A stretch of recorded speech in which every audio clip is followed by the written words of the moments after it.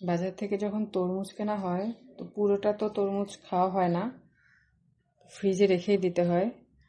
তো এরকম যদি ক্লিং র্যাপ দিয়ে র্যাপ করা যায় তাহলে কিন্তু তরমুজ একদম ফ্রেশ থাকে। নাহলে দেখা যায় ফ্রিজে রাখলে উপরটা একদম ড্রাই হয়ে যায়। এই যে একদম ফ্রেশ।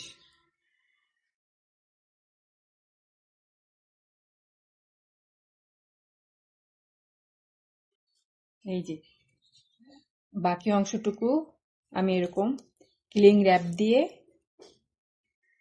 র্যাপ করে রাখলাম।